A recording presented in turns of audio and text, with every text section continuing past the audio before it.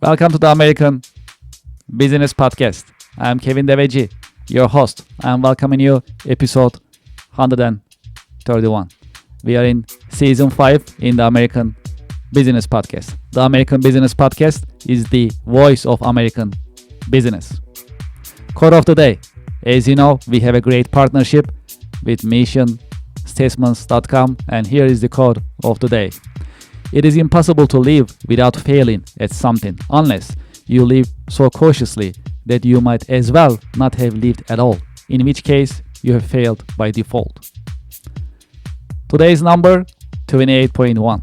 That is the size of the US book publishing industry in 2022.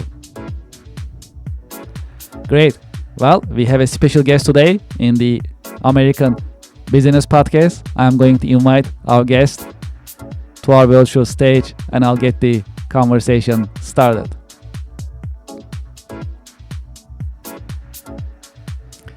Hello, Patrick. Welcome to the podcast. Hey, Kevin. Thanks so much for having me. Glad to be here. Well, pleasure is all mine. Thank you very much. How are you? How is your week going so far? Week's going so far pretty good. It was an interesting week. I was in LA working with a group of leaders on Tuesday of this week, and then I flew up to San Francisco Tuesday night and worked with a group on Wednesday, and everything was going swimmingly. I was going to go back home where I live in Nashville, Tennessee, and Wednesday night we backed away from the gate, drove around for a little while. They came back. They said there's a problem with the engine. So I got to spend an extra night in San Francisco and fly home yesterday. So all good. Just had to move a few things around on the schedule, but that's life. Well, okay. Sounds like a very happening week. So that's great. Very productive. Very productive. And, very productive for sure. You figure out when the plane doesn't fly, first of all, you're grateful that they didn't let it go up with an engine problem. That is true. But secondly, it's like, okay, well, I've got a list of things over here I've been wanting to get to. Now's the chance to do it. So that's right. It's great. Well, how was 2025 for you? Any reflections on 2025 and your expectations for the new year? Yeah, 2025 was a pretty crazy year for me. A couple big things happened. I put out a book. You can see it over my shoulder if you're looking online right now, but it's called Disrupt Everything and Win. And I wrote it with James Patterson, who's the world's best-selling author. You had a quote there from J.K. Rowling a few moments ago. And to the best of my knowledge, there's only 2 authors on planet Earth right now who have made over $1 billion US dollars writing books, and it's J.K. Rowling and James Patterson. So wow. we put a book out last year with James Patterson. It was based on 3 years of research around it. So that was kind of great to get that book out there, hit the New York Times list, which was wonderful. And then at the same time, Jim Patterson and I signed a partnership with a company called Franklin Covey.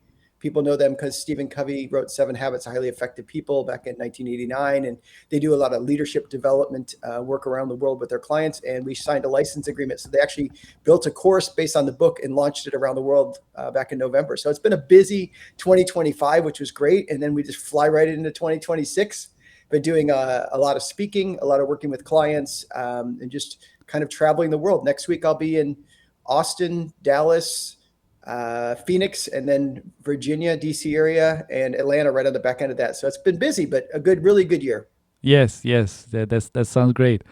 Well, let's dive deeper into our conversation. And I allow our audience to know more about you. Would you please introduce yourself and your organization to our audience and to our listeners? Yeah, happy to do it. I think as far as introduction career-wise, I guess I'll start with family first. How's that? I'll change it up. Sure, sounds great. Absolutely. So, I've been married. It'll be 35 years this coming summer. We met when I was 5. No, we met in college and got married. And 35 years ago, we have 2 children. They're both adults. Our daughter's in her 30s. Our son's right toward the end of his 20s. They're both married. Congratulations. And, That's great. Yeah, it's great. As parents, absolutely. When our son got married a couple of years ago, I was his best man, which is a pretty cool thing, right? That's like something you never put on your list. Like, I hope to someday. That is true. Who knew, right? Yes, that's exactly. true. And people would be like, "What, doesn't he have any friends?" No, he had friends, and he still chose me. And I have 2 grandchildren, which they live only a couple miles away, which is awesome. And then as far as career goes, I joined the military pretty early in life. I was 17 when I enlisted in the National Guard. And then after college, I went on active Thank you for your service. Yeah. It was a pleasure to do it, and I'm glad to do it. And it was a great experience for me because I wasn't really going anywhere in life. And I think the military helped me out in that regard. So I was in the military on active duty from 1991 to 1997. I went through infantry school and airborne school and ranger school. So I jumped out of planes and ran around the woods. I was an infantry platoon leader and company commander in the 82nd Airborne Division. And then I got out of the Army and I went to consulting. Somebody I worked with in the military said, "Hey, check this place out. I work at KPMG." And I'm like, "What does that mean?" And they're like, "You wear a suit every day and you work on PowerPoint presentations." I was like, "Okay, I'll give that a shot." And then it just kind of clicked for me. I felt like working on projects was really good for me. I felt comfortable going into situations where I didn't really know the outcome and we had to figure it out. I like the idea of how consulting, at least in my experience with it, you go into a client's situation and you're in their world, but you're not of their world, which means you can go from one client to another and pick up things along the way. So after I did a few years at KPMG, I started my own consulting business, which I ran with my wife. And for 12 years, we ended up having offices in 4 cities in the US. And we sold that back in 2012. A former partner of Deloitte bought our company from us. So we sold that. And I was like, okay, what am I going to do now? And along the way, I'd gone back to school a couple of times, picked up my PhD, and I decided I'm going to put that to use. So I started teaching at Vanderbilt University in Nashville, Tennessee. And up until recently, I've been the director of undergraduate business for Vanderbilt and full-time professor. And now I'm on a leave of absence as I go out and change the world with this new book. So I guess I break it up, Kevin, in 3 areas: military, startup, and then the university. Yeah, this is really a great journey. How about your day-to-day work experience? How is your day typically look like, and any exciting, challenging parts of your work on daily basis? My days, I don't have a very specific day depending. I guess it depends on what I'm doing at the moment. So if I'm home and I'm working from my home office, like today is one of those days, I usually do a little bit of writing in the morning. I'm always working on another project. So I have a book coming out later this year that I've been working a lot on. We're trying to get the final manuscript wrapped up. So working on that, do a few interviews or podcast interviews like this or other interviews, meet with my social media team and talk about those things because they're so important in today's world. So a lot of kind of meetings and writing time. Then I do a fair amount of traveling for work. When I'm out traveling, if I'm speaking for an audience, I kind of have a very specific routine I follow when I speak for audiences. So let's say I'm speaking at 9 a.m. I'm up by 6. I always go down to wherever the room is at. If it's in the hotel I'm at, set everything up and then go to the gym and then come back from the gym and get ready for the day and go down. That's kind of my rhythm. And a lot of times I'll speak during the day at an event and then catch a flight to another city and do it again the next day with a different group of people. And everybody, it's fun because everyone's different. And even though I'm drawing from the same material, whether I talk about this current book or books I've written in the past, I'm drawing from the same material, but it's always different how it's delivered because the audience's needs are different. So yeah, I'd say I kind of have my work from home days and I have my on the road days.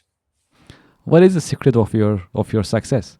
Well, I don't know if I've been successful. That's up for you on the judge. But I guess my thing is that I guess I got myself into a groove of working in a type of work that I'm pretty decent at and I really, really enjoy. And I'm not the one who says, like find something you perfectly love and every day is going to be perfect because it's not that way. Some days you just got to do the expense report and I don't want to do the expense report, but you have to do it. But I would say I try to spend 80-90% of the time doing stuff I really, really love. And I'm fortunate that there's enough people out there that value what I love that they'll pay me for it. So that's probably been the secret of my success, to focus on stuff I really enjoy, do as much of that as I can and just pour myself into it. How do you see the state of consulting industry nowadays from your point of view? It's interesting, right? AI is changing so many things. I think consulting's feeling that for sure. At the university, we had lots of students who had come out of the program I was teaching and decide to go into consulting. And I'm sure there's still many of them, doing that every year. But I saw the consulting industry changing in that regard pretty early on. They were kind of slowing down hiring younger consultants to come in. I think a lot of it is because technology is doing many of the things that junior consultants would do. In fact, I think sometimes how do you groom or develop a new consultant into a firm? If somebody's 25, 30 years old or something like that, they come into consulting. Back in the quote unquote day when I was doing that, that was you made PowerPoints and you worked on models in Excel and you did all the things. Well, a lot of those things are done by technology now. So how do you kind of teach them the initial ropes? So I think that's certainly challenging. I think on the other end of it, bringing in work can be challenging because some things that consultants used to get paid to do, AI can help people do. I had a session last week. I was in, or 2 weeks ago now. No, it was last week. I was in Dallas, Texas. and I was working with the executive team of a company. Company was about 2,500 people, family-run business, and I was with their top 20 leaders. So the CEO, president of the organization, the leadership team, and we were talking about the disruptions that they're facing in their environment, what's changing.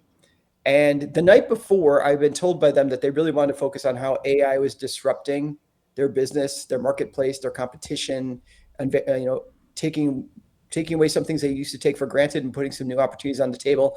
And all I did was I put into the tool, to ChatGPT 5.2 at that time, I said, imagine I'm the CEO of this type of company, and I listed their company and their industry, not their specific company, but their industry.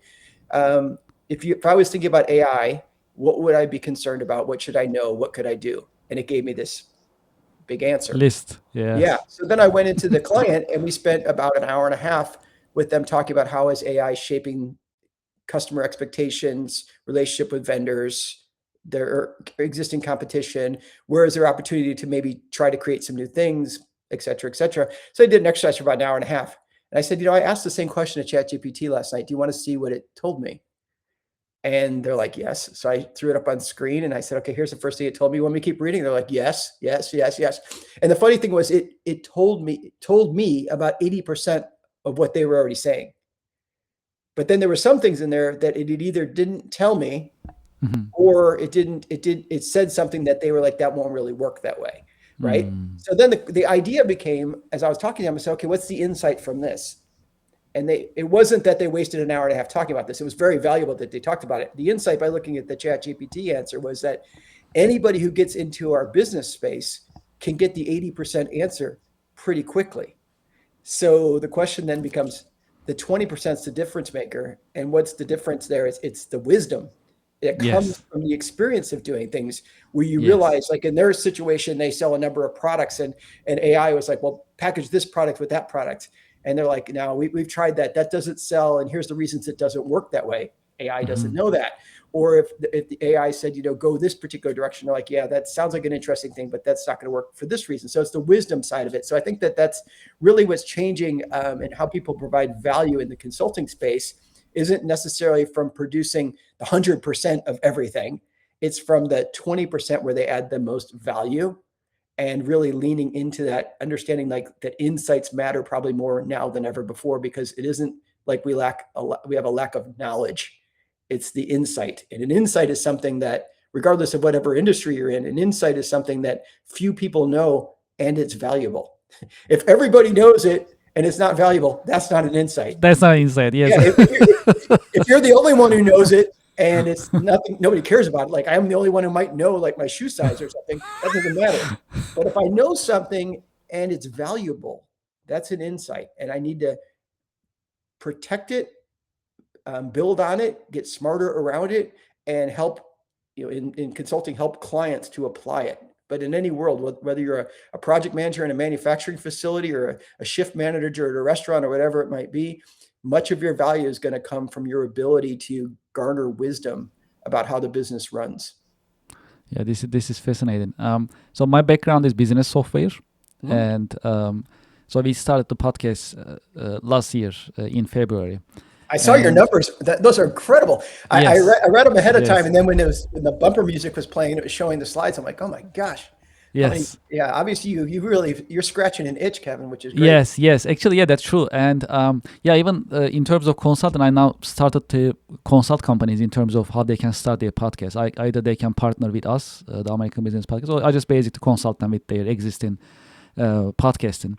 See, that's the thing, is I could go on ChatGPT and say, tell me how to create a podcast, and it would give me a bunch of information, but you have the school of hard knocks that has taught you certain things. That is true. That's true.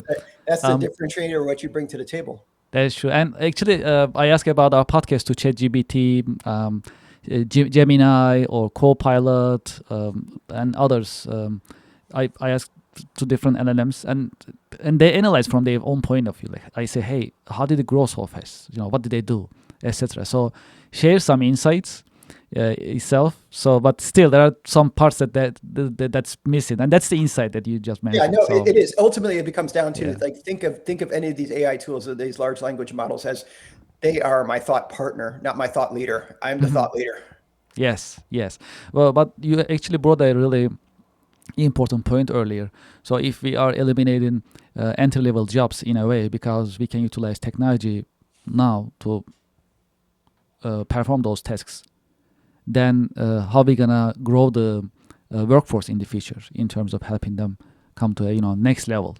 That's a legitimate question. I mean, we all gotta think about. So how we gonna do that? Then eventually we're gonna be are we going to be relying on the machine equipment just with the AI? Is it what's gonna be? So that's a big question mark. There's a disconnect there nowadays. That's how it looks like it, which is concerning in terms Yeah, I of. think there's a disconnect on that. I mean, this is just me on the outside looking in, but just thinking about building a firm, like, oh gosh, how do we build kind of the bottom of the pyramid, if you will, of all the new Yes. employees coming in. But I think there's also lots of other concerns we have in regard to, I worked on this project at the university. We have a thing called the Wondery, which is a wonder and foundry kind of coming together. It's an innovation center at the university. And we were working on different projects. And of course, this was several years ago. So we were doing like more like process automation, robotic process automation type of work, and some model building before AI became so commonly used. And one thing we talked about is, well, if we take this process, let's say we work in accounting, and we take this process that typically a bookkeeper was doing, debits and credits, entering them in all day long, and we automate it. Well, the nice part about that is then the bookkeeper can do all the stuff that's uniquely human, the creativity, the analysis piece, the blah, blah, blah, blah, blah. And it makes a big assumption that they want to do those things. Not that they're not capable of doing those things, just that they even want to. They don't know what it even means to do it. So how are we going to upskill or reskill or just develop people to meet the need of something that seems to be moving so quickly we don't know where it's going at this point? In fact, James Patterson, my co-author, and I, we were on Squawk Box, which is a morning cable show. And Patterson said to them, he goes, every day you have people on here talking about artificial intelligence, and they all tell you where it's going to be next year. They're all lying. They're full of baloney. Nobody knows where it's going to be next year. Nobody knows. Nobody knows. That is a good point. We don't, because see, this is our 131st episode, right, in the American Business Podcast. I talked to more than 100 business professionals. I mean, solid, right? So I asked similar questions, and AI is a very popular subject. That's why we keep bringing it up and love to get the insights from our guests. And we get a mix of answers. I mean, some say, hey, LLMs, they don't know anything, not yet. Don't believe it. Don't use it much. Forget it. Other group says, hey, we don't know. Just like you said, just use it as a tool, but then, we'll see what's going to be. And another group says, hey, it's going to be all AI, will take over all the workforce eventually. There's another group. And there is another group that I also met in these conversations. And they say, we don't need AI for every single thing. We also need to address some fundamentals and some examples that we talk about in different episodes. That was another one. Like we get these all the time in software business. Like because AI is popular nowadays, they come to us. They're like, how can we utilize AI in our company? Yeah. And then we start talking to them. Well, before AI, before having a software, like they need to have some structure in the organization, for example. Yeah. So certain things, whether AI or a straightforward business software cannot address. So some things are really structural or cultural in an organization. They need to address. Then business software can come, AI can come, because eventually they are tools. Yeah, that's actually kind of, Kevin, where I live my life. I'm not a technologist. I'm probably skating right on the razor's edge of what I know about it. I'm a human behavioralist. That's what I study. That's what I work on. The book is not about what is the next tech disruption. The book is about how do we deal with disruption and use it as fertile ground for innovation and progress in our lives and in our work. And the idea is that I don't know what's going to happen next. I just know that things are going to happen. And we need to have team members and leaders and families that are ready for those disruptions and can handle them. And I also know that when we talk about technology, oftentimes we overestimate what it's going to do in the short term and we underestimate what it's going to do in the long term. So, I remember when the internet came out and everybody, if you have a web page, you're going to be a millionaire. Yes. And that wasn't necessarily true, but over the course of time, it's changed so much of almost everything we do as far as having the web. So I think that what we can do is we can recognize that it's kind of interesting, with all the talk about AI, what I hear more often nowadays than ever before is like, what does it mean to be human? And what does it mean to lead people? And how do we execute the human side of our strategy? And we talk about humans are uniquely creative and collaborative, and what does that mean, and how do we tap into it? Which is the cool part that I guess from a philosophical standpoint is probably throughout human history, there hasn't been as much conversation about what does it mean to be a human being than there kind of is going on right now. And Yes. I think we'll make some real interesting progress along the way. Well, you also talk about leadership a little bit. Well, how would you define leadership, and what are the great leadership qualities a good leader must have? Yeah, so I think leadership is Stephen Covey used a definition of leadership that I kind of am pretty attracted to. He said that leadership is seeing the worth and potential in someone and speaking it to them so clearly that they start to see it in themselves. Let me say that one more time. Leadership is seeing the worth and potential in someone and speaking it to them so clearly that they begin to see it in themselves. So I think a great leader, doesn't just focus in on a couple of their go-to people, but they look at all their people and they say, okay, what's the potential within these people, and how do I elevate that potential to come out so that we can do something collectively cool together? And I think quality-wise, I'm not one that says that great leaders are born. Some people might say, well, I'm not charismatic, so I can't be a great leader. And certainly there's leaders that are charismatic, but there's plenty that aren't, that are great leaders. I think that I'm of the mindset that we are all leaders, whether we have a formal title or not. We can choose to lead ourselves and our own choices and the results that we deliver in life.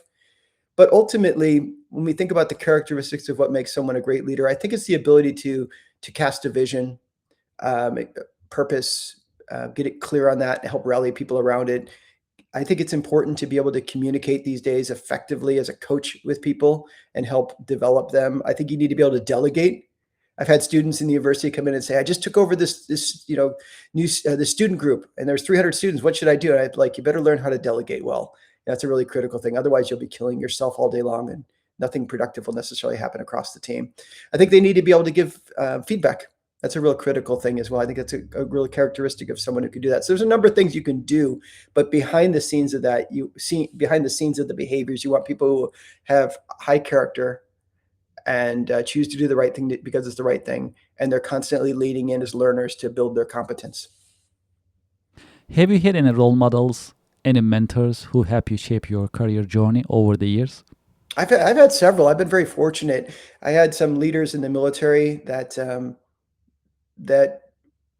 right, wrong, good, bad, or indifferent, they saw something in me and challenged me and modeled some great behavior for me, gave me enough rope sometimes where I could get myself into a little bit of trouble, but still survive on the other end of it. So I would say yes, for sure. It's interesting, and they weren't all. So when I got out of the Army, I was a captain, and everybody that was a role model to me wasn't necessarily a colonel or a general. Sometimes they're the sergeant who worked for me or with me. So I think people like Sergeant Hunter was an amazing, sergeant that I work with. It just taught me a lot about humility, and that you want people to choose to follow you, not because you have rank on your shoulder. They want to follow you because they see as you're a person of high integrity. And then I think in business, my wife and I, we had that consulting firm together for so many years, and she was a role model to me. She was also my wife, and we both had children together. So we had different roles, but one of her roles was she mentored me because there were some things that she's just inherently good at that I'm just not as good at, and vice versa. So I think that, in many ways, she's been a role model to me. I think when I was going back to school and working on my doctorate, the person who was the advisor of my doctoral committee, a guy named Derek Lane, was really good as a role model because he was great at showing me, like, what does it mean to care about your students, and also he would just challenge the heck out of us to read more, learn more, do more, and there was more in you. So I think I've been very fortunate to have several role models throughout my life. Some in retrospect, I realized how brilliant and wonderful they were to me. Sometimes it didn't feel that way in the moment, and others where I just knew in the moment, I'm like, gosh, I'm just standing in the right spot at the right time. If there is one key career lesson that you learned the hard way, what would it be that you can share with us? I learned a lot of lessons the hard way. Actually, I've had students before at the university. They'll go, "Oh, Professor Leddin, I read your LinkedIn profile. I want to be more like you. How can I do that?" No, I don't know why they want to be more like me, but suggest they did. And they would talk about my resume or something like that. And I would say, it's great that I have the resume out there, and I'm glad you found it interesting, some things I've done. But let's be clear, most of the lessons I learned were in the white space. the times I screwed stuff up or made a big mistake or whatever it might be. And that doesn't make the highlight reel on my resume, but that's where I learned a lot of stuff. So I would say that, I've probably learned a few more lessons from the School of Hard Knocks than I needed to. But I remember one time when we had our company, we had one client that I was ready to fire him, to be honest with you. They were just, the person who came over and took over the project on the client side was just really difficult, pretty kind of nasty at times to my team members. And I felt like, you know what, I need to let this client go to show my team that I've got their back, type of thing. And letting this client go would have hurt us financially for sure. So I went to the team and I said, I've decided that I'm gonna, fire this client. And they were like, whoa, let's talk it through. We're big people. We can handle some of these things. You can give us some top cover for sure. But instead of firing this client, let's figure out how we use this client and what we can learn from this client opportunity to not only do great for work for them, but also build some skills that make us too overly reliant. So I think a lot of what I learned in running the business was the times where I just really kind of messed stuff up. I would fly out to one of our offices we had an office in DC, District of Columbia, and I would fly out to that one. And a lot of times I would take like the early flight, like the 5 a.m. flight, fly out there. The whole time I'm like thinking about, okay, this is my strategy and this is what we're going to do and blah, blah, blah, blah, blah. And by the time I got to the office and they were just coming in for work, I was already there at like 8 a.m. And I was like, all right, get in the conference room. Let's talk about all these wonderful things we're going to do. And they're all looking at me like, what's he talking about? I'm like jumped in the water and I'm swimming, like, here's where we're going. And they're all still standing on the dock and looking at me. And what I realized was the importance of like declaring your intent because sometimes as a leader, you're in your own head, you got these great plans, but you never told everybody why you're doing this or where you're trying to go. And, do that 2 or 3 times, you realize this is pretty troubling behavior I have. So I had to watch that. Or another time I remember we had a team meeting in one of our offices and there was a conference call going on. There was a phone in the middle of the room for people who were joining us on the conference call. And there was one guy who worked in the office I was at, but he wasn't in the room. He was on the call. And at the time, I don't think I really thought much of it. I probably thought I had some meeting in the morning or something personal to attend to. He's on the call. It's all good. And then I walked out of the meeting. I was walking down to my office there and I passed his office and I noticed the door was open and the lights were on. And I knocked on the door and he said, come in. And I said, oh, hey, so glad to see you. I know you're on the call. I just figured I wasn't going to get a chance to see you today. He said, no, I just don't usually go to those calls. I'm not that much into that team thing they do here. They do here. It's my company, right? I'm like, what should I do in that moment? I should have said something like, well, let's talk about that or help you. And like a fool at the moment, I go, oh, okay, well, good seeing you. I close the door. What was that? Right? It was like the elephant in the room right there. And I didn't address it. And guess what, Kevin? It didn't get better. In fact, it got worse. He kept pulling and withdrawing himself more and more. Eventually he left the firm. And I thought, it all in my mind always goes back to that moment where I should have stepped up and had a conversation about what do you mean you're not that much into team things? Help me understand that. And here's where we're trying to go. And here's what, that I didn't do any of that. I was just kind of caught off guard, got busy and never went back to it. And I'd look at something like that and go, that was a mistake. So my point would be that the elephant in the room doesn't get smaller on its own. It just gets bigger and bigger. And all of a sudden you have a 14,000 pound pachyderm walking around your office. And you as a leader need to watch out for that. Yeah, that's a great insight and a great lesson that you are sharing with us. That's amazing. Well, what are your interests and passions outside of work? I know it sounds so funny to be like, oh, I love to hike, but I love to hike. I mean, I like to read books and hike. And I know that's like the default setting on LinkedIn, but I do, I've hiked a few pretty decent mountains. I hiked Kilimanjaro with my son, which was a lot of fun.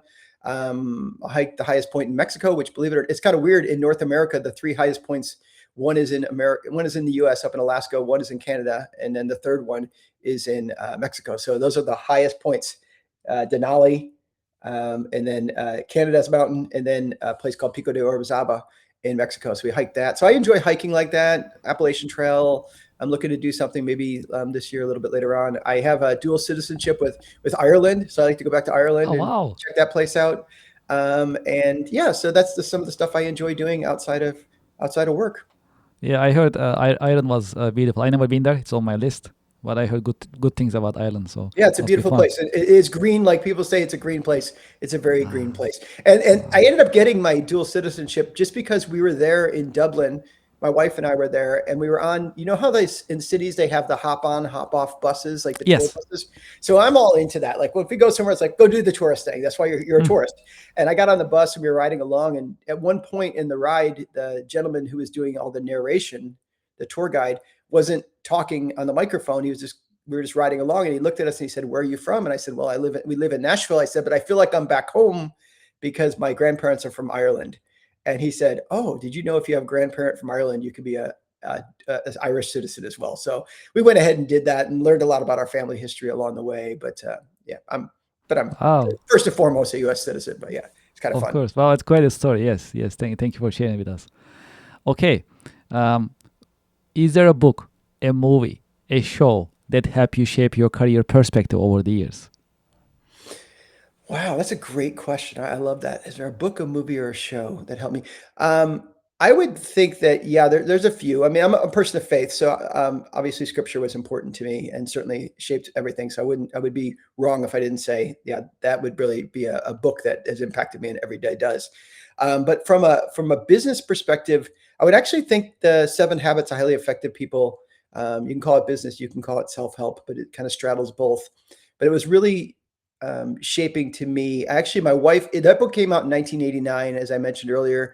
And my wife, I think she read it around 1992 and she put it on my nightstand next to the bed after she read it. She's like, "You need to read this book." And Mm. remember at the time I'm an Army Ranger. I'm like, I got it all figured out. Don't worry about that. I don't need that book. And I kept putting it on the lower part of the nightstand and she'd put it back up to the top. And then I eventually read it and I'm like, wow, this is really interesting as far as how he laid out the 7 Habits of Highly Effective People. That's why it's so interesting to me now that fast forward 30 plus years later, and Franklin Covey, the company that he started, is now taken our book and turned it into a course. It's kind of a full circle moment for me. But I would say that those are a couple of things that have shaped me. And then there's some things that have shaped me, like movie wise, that I guess they've impacted my perspective over the years, just because I saw them at, you know, different points in my life, like the movie Back to the Future, seeing that in the 80s, you know, right around the time I'm kind of getting out of high school, just seeing a movie like that is just kind of fun from a perspective of like the creativity of it, but also like the idea of traveling forward and back in time and how you can change things with little decisions you make. So yeah. What is the best business career advice that you ever received, and what is the worst business career advice you ever received? I would say the best career advice I've ever received came from my father, who's 94 now. And Oh. he told all of us, you know, he had a really good work ethic. He installed phone lines with the telephone company for 30 some years.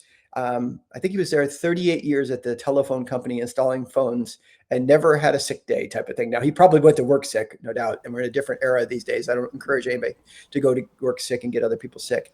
But what he did Mhm. show was just working hard. And he used to say to me, he said, don't say, if somebody offers you a project to work on, or your leader asks you to do something, just say yes. And you never know where saying yes might get you. So I think that's been a pretty good piece of advice that I've tried to follow. And some of the scariest stuff I've done is from saying yes, but some of the greatest stuff I've done is from saying yes. And then, especially if you say yes and you don't know exactly what you just said yes to, but that's growth. And then probably uh, one of the things I think is not the greatest of advice is to fully tell someone to just follow your passion in life. I think there's a lot of value in following your passion in life and finding something you do that you're passionate about. I'm passionate about my work myself, but you also need to make sure that that thing you're passionate about is something that if it's going to be your business, that you're talented at. So I can tell you I'm passionate about shooting basketball, but I'm not talented at it. Or I can tell you I'm passionate about, you know, painting, but I'm not talented at it. So you need to be passionate about it, also have some talent around it. And then lastly, it's got to be something that people will pay you for that meets the need in the world. And I think if you can Mhm. overlap those three things, it's great. But if somebody tells you just follow your passions in life, I think they might be giving you not the greatest of advice if they don't say also make sure you're good at it and keep working on your skill set. And also that people will pay you for this particular thing. Mhm. Otherwise, you may have a hard time making ends meet. But if you can find those three things, talent, passion, and need in the world, you'll be in good shape. What is your career advice for the next generation professionals? Yeah, working around college students for a long time, there's several different things that stick out to me because most of the students I would work with were undergraduates, 18 to 22 years old. Some things I would tell them, I'll share a couple things if you don't mind. One thing is that, Sure. it's still a human game. Life is a human game. It's a team sport. So you need to be good at building relationships with other people. The answer can't just be, well, I'm introverted and I don't want to be around other people. Well, you need to work on that too, because you're going to communicate with other people. You're going to interact with other people. You're going to be put on teams, not just in school, but in life. So get good at working with teammates and being a good team member. That's really important. I think also sometimes students, and we often hear people talk about imposter syndrome. Like, if I get this job or this opportunity, am I the right person to do it? I think it's important to be self-aware and have some humility around things. But I think it's also important to recognize, like, own what you're good at. And if you are invited to be in the meeting or in the project or in that role, then don't second guess it so much that you cripple yourself. Instead, like, all right, I'm at the table. I'm going to be here and I'm going to contribute and I'm going to continue to get better along the way. So don't worry about being an imposter. Just be you, your authentic self, and bring your best to everything you do. I think those are some things that'll be really helpful to folks. In this episode, is there any question that you had expected me to ask you, but I didn't ask you? Yeah, what's it like to write with James Patterson? That's the question I get almost every. Yeah, okay. Let's talk about it. Please tell us about it. Yeah, so I met him. I was teaching a class at Vanderbilt called Leading Business Through Times of Crisis. And I would bring in different guest speakers. I had one section every semester that was all guest speaker driven. And we would write case studies around each guest, like very unique case studies that were written. They don't show up in HBR. They don't show up anyplace else. They're just for these guest speakers. And the students would come in and they'd read the case ahead of time, and then we'd come in and have a discussion. So, for example, we had about 25 students in a room, and in would come Doug Parker, who at the time was the CEO of American Airlines, and Sarah Nelson, the president of the Flight Attendants Association. Labor and management would sit down in front of the students and talk to them about dealing with crisis in the aviation industry.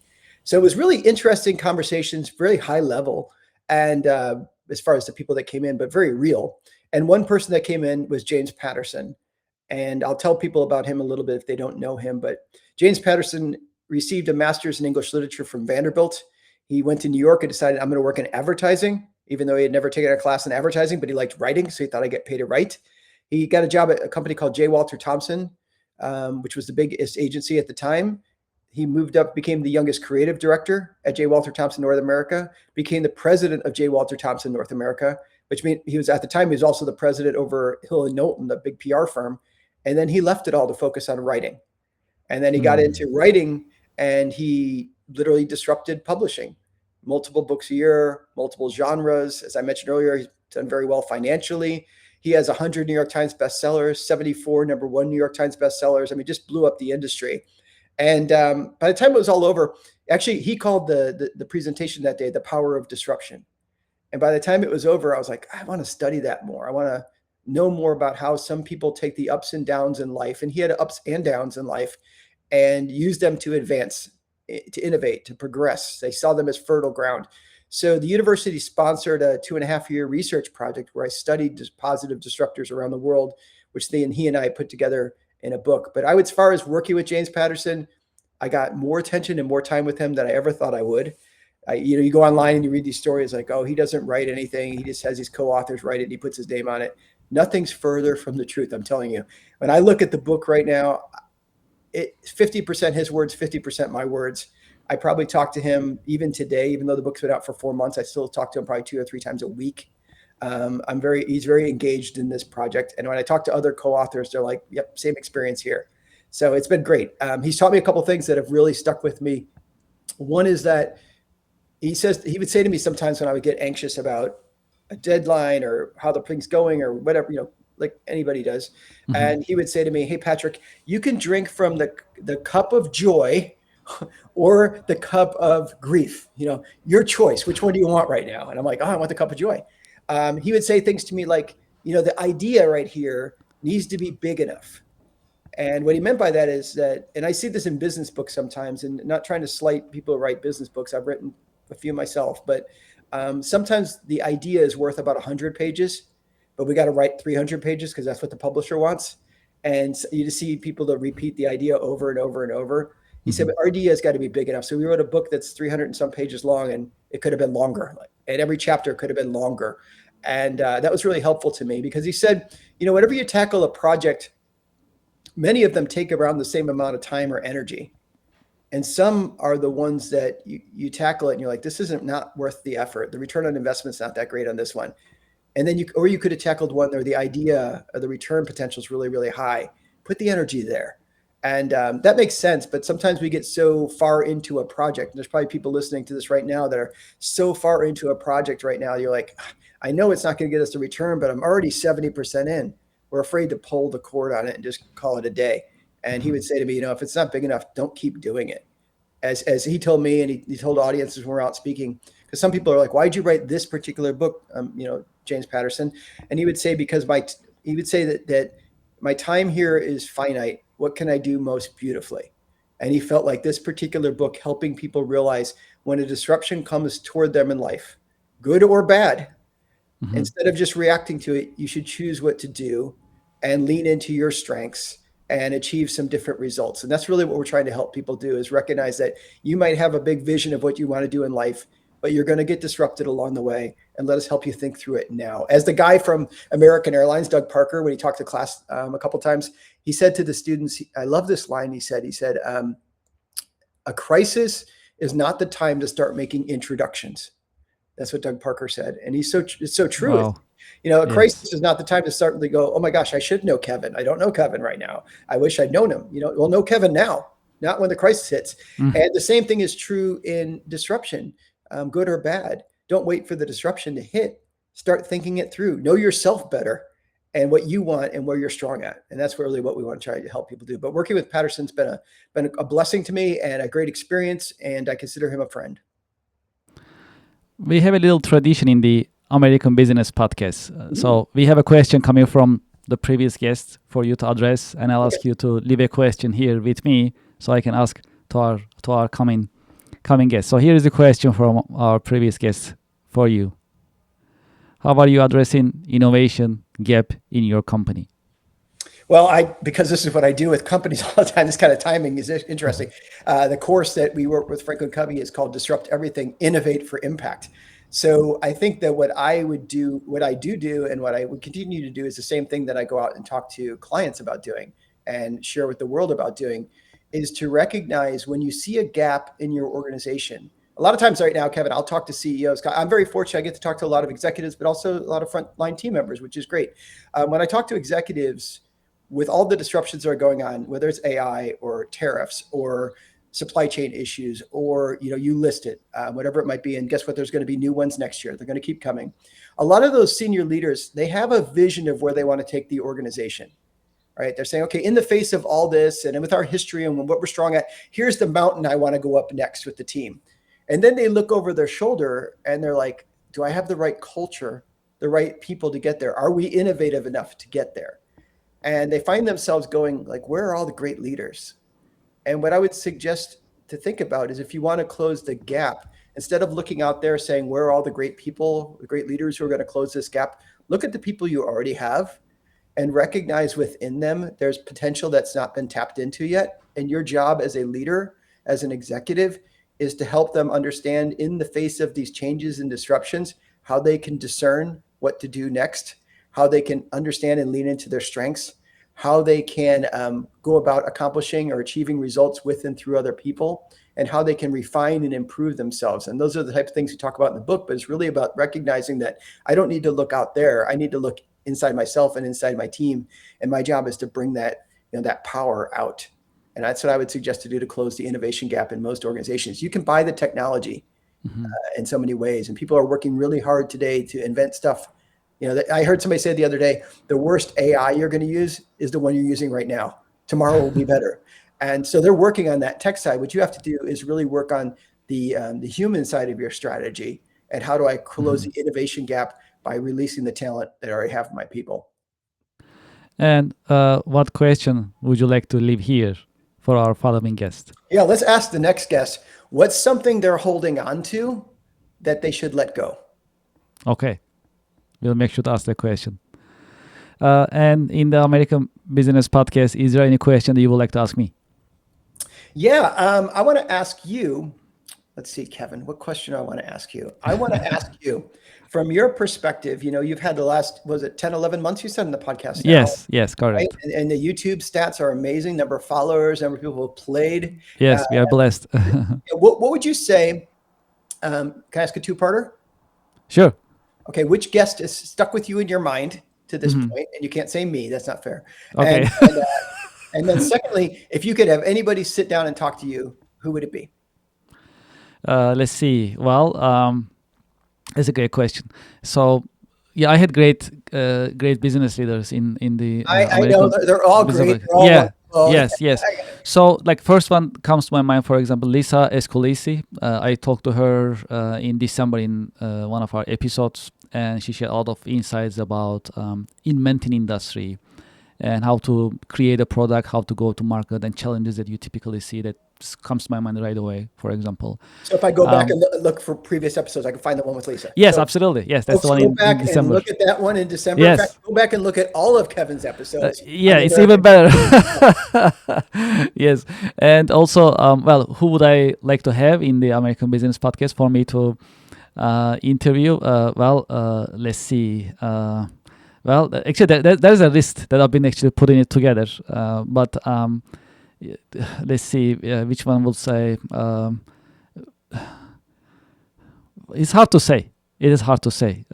I have quite a list. Well, why don't you tell us one of the future ones you have booked so we all know to look forward to that person? Yes. I mean, I will say probably it's gonna be in technology. I will say technology and business. That will be my favorite. Like, allowed to have Microsoft CEO.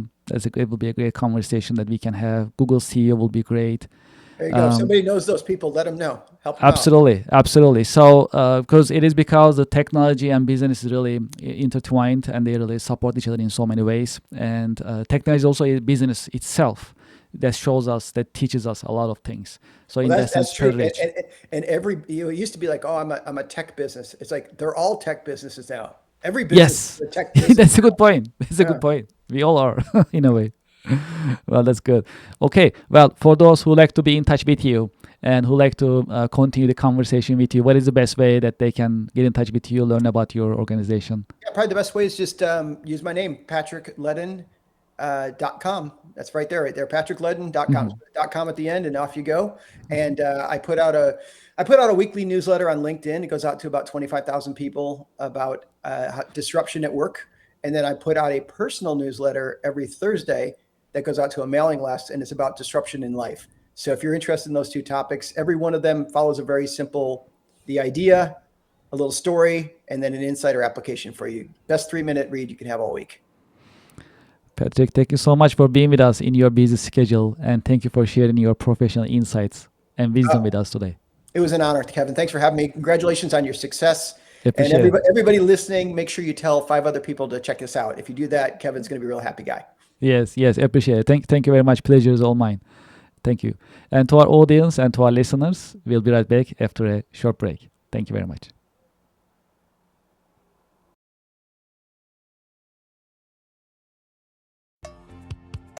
Support for the American Business Podcast comes from Reddit. Do you know the biggest challenge nowadays for American small businesses? That is visibility. That's why we partner with Reddit for Business. Reddit has more than 400 million weekly visitors. Furthermore, Reddit is reliable. Reddit is the #1 source for real reviews on products, services, and brands. There is a promotion going on. When you spend $500, you'll get $500 in ad credit from Reddit. True story. I am a Reddit user. Anytime I need feedback or review for a product or service, I go to Reddit. I get the real answers, real feedback from real people, from Reddit communities. Scan this QR code and sign up for Reddit advertising for your business. Get the visibility for your company, your products, and services. Scan the QR code and sign up today. Thank you for your support.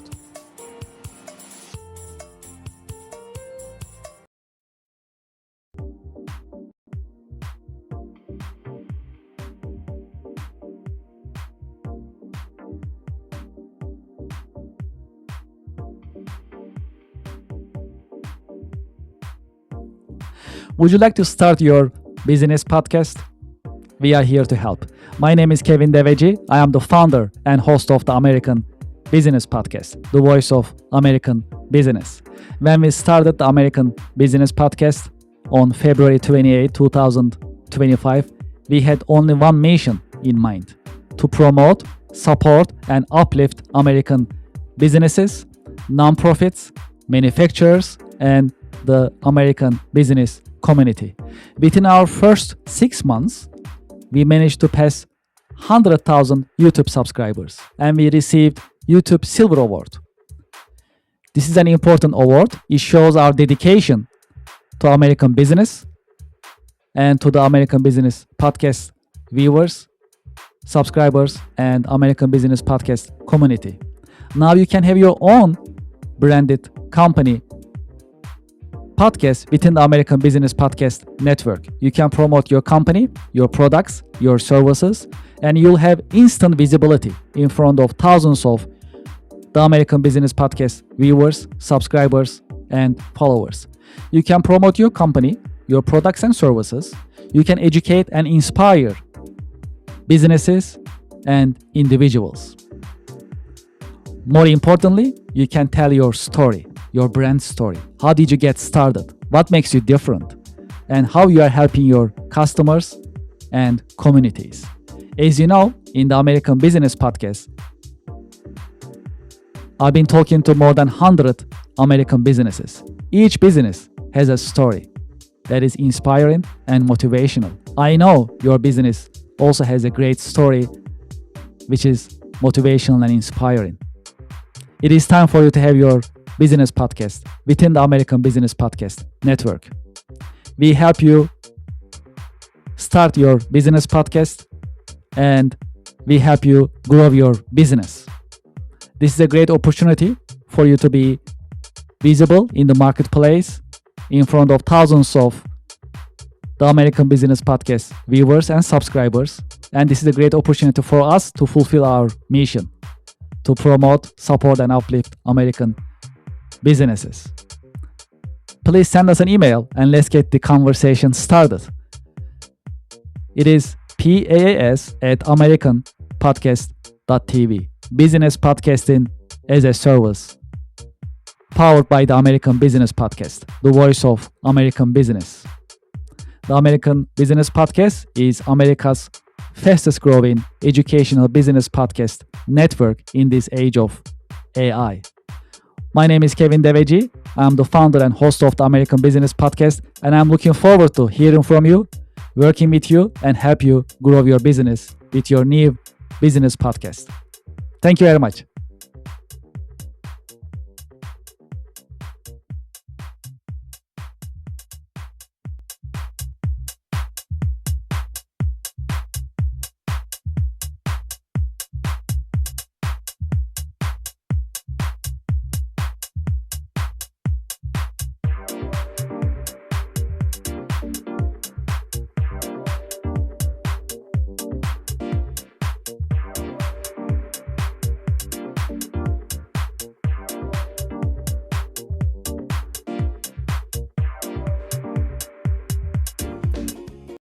Support for the show comes from Yelp. You know, I've been talking to more than 100 business owners in the American Business Podcast. Do you know the biggest problem for small businesses nowadays? It is visibility. That is why you should sign up and list your business on Yelp for Business. I have the QR code on the screen, and when you scan the QR code, the form will show up on your screen and you can sign up on the registration form. It comes with free trial with no obligation.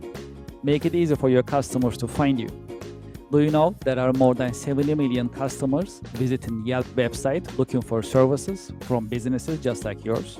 Restaurants, home services, professional services, and many other businesses are being searched on Yelp on daily basis. That's a great opportunity. If you list your business on Yelp, you'll be findable, searchable, and you'll be visible. When you are visible, when your customers are able to find you, you're in business. You can get opportunities, you can get leads, you can build a healthy and profitable pipeline. Consider Yelp for Business. Scan the QR code, sign up, and start your free trial. It comes with free trial. Very comfortable, no obligation. List your business and start getting the results and enjoy the benefits of Yelp Business. Thank you for your support.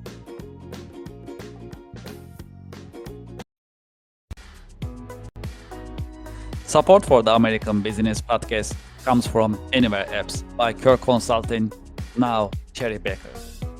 It is time to digitize and automate your business processes. Anywhere Apps designed for small and mid-sized companies as well as enterprise-level companies to help you digitize and automate your business processes.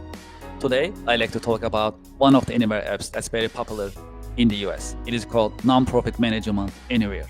If you are a nonprofit and you like to manage your donations, volunteers, fundraising events, your grants, and other documents for compliance and operational purposes, consider Nonprofit Management Anywhere. It is a completely cloud service.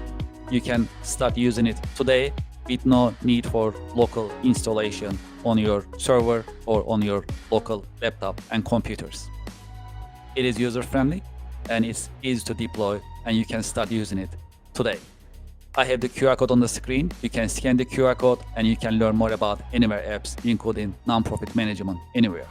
Well, there is more. If you'd like to talk to me directly about Anywhere apps, you can just send me an email directly, kevin@kirkconsulting.com. Anywhere apps are modern, they are easy to use, they are affordable, practical, and more importantly, that's designed for you to help you digitize and automate your business processes. Scan the QR code or just send me a direct email, kevin@kirkconsulting.com. Thank you for your support. Support for the American Business Podcast comes from Office Virtual Offices. Office is offering you more than 600 different locations in the US. It is $99 a month. This includes prestigious business address, professional live call answering, personalized call transferring, business phone number, local phone number, professional mail services, voicemail converted to email. I have the QR code on the screen. You can sign up for Office today.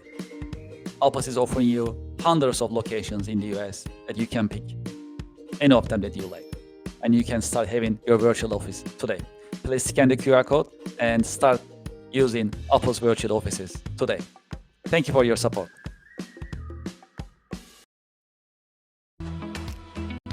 Support for the American Business Podcast comes from Just Answer. Real help from real experts 24/7. Experts such as lawyers, doctors, veterinarians, computer technicians, home improvement experts, mechanics, personal tax experts, computer technicians, and many other experts are available for you 24/7 on Just Answer. You'll get your answers anytime, during the day, during the night, 24/7, and you'll get your answers from reliable sources. You can scan the QR code on the screen and you can sign up for Just Answer. The answers you need at a price that is right. Scan the QR code and sign up for Just Answer today. Thank you for your support.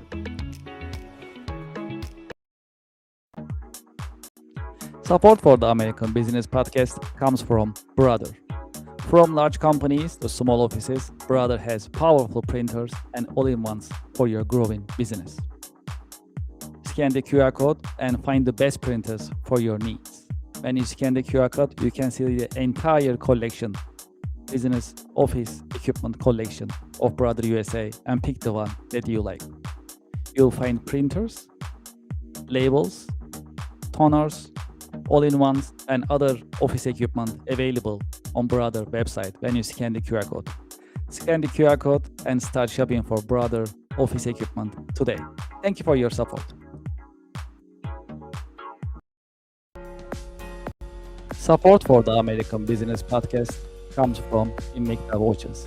Invicta watches are known for their stylish design for men, women, as well as for unisex watches. When you scan the QR code on the screen, it will take to their online store and you can start shopping right away. When you go to the Invicta store website, you'll see watches in different collections for men, for women, different colors, different designs, as well as different sizes. There are hundreds of watches that you can see and you can pick from. Because it's end of the year, you'll also enjoy the benefits of their end of the year promotions and discounts. True story, I'm an Invicta fan. I've been using Invicta for many years. I have more than 10 Invicta watches in my wardrobe. This is one of them that I like. The style is pretty cool. I use these pretty much weekly basis. I have another one that I use on my wrist. This one is pretty cool. This one is called Shutter. I can change the face just by turning the buttons, and I can have different style of watches pretty much every day. Because it's pretty business looking, I can actually wear this with my business outfit as well. Please scan the QR code and start shopping today. I'm sure you'll like Invicta watches. They have great styles and different colors as well as different technologies such as quartz, mechanical, automatic, and other watches are also available for your liking and for your choice. Please scan the QR code and start shopping today. Thank you very much for your support.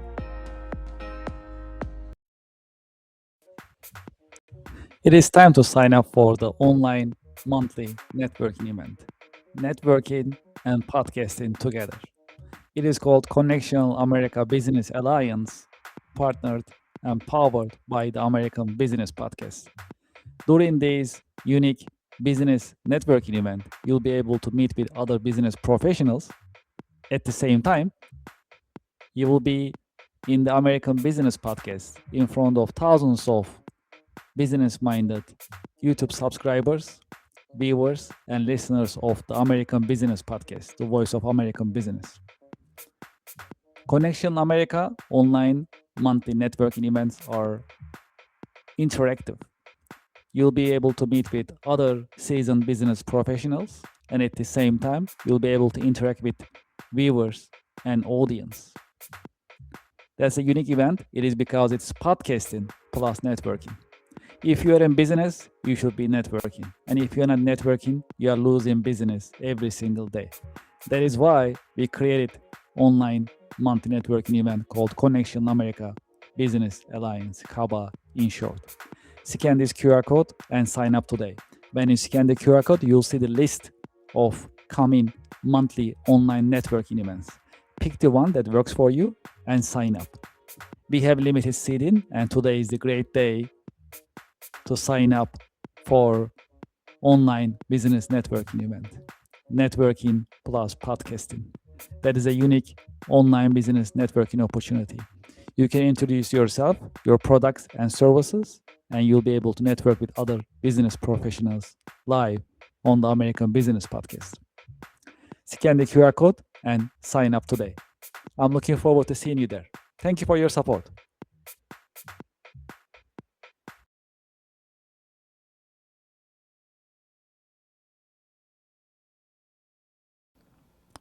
Thank you for being with me in the American Business Podcast. If you'd like to be a guest in the American Business Podcast, please send us an email. Our email is guestbooking@americanpodcast.tv. If you'd like to sponsor the American Business Podcast, if you like to advertise your company, your products, and services, you can also send us an email. Grow your business at americanpodcast.tv. I also like to invite you to our website, americanpodcast.tv, to learn more about the American Business Podcast and to learn about coming schedule in the American Business Podcast. Well, we are trying to also have more followers in social media. If you are active in LinkedIn, please scan this QR code and subscribe to our LinkedIn page, and we'll appreciate your support. If you are active in TikTok, please scan this QR code and subscribe to our TikTok page. We'll really appreciate it. If you're in Instagram, please scan this QR code, share, like, and support us in Instagram as well. And Facebook, if you're active in Facebook, please scan this QR code and follow us on Facebook as well. We'll truly appreciate your support. As you know, YouTube is our flagship channel, and we are growing very fast in YouTube. If you haven't done so, please scan this QR code and subscribe to our YouTube channel, like, share, also add your comments in the chat box. So let's get this conversation rolling, going together. We truly appreciate your support. I'd like to thank you for your help, for your support, and for your interest. I'm looking forward to seeing you in the coming The American Business Podcast episodes. The American Business Podcast is the voice of American business. Thank you very much.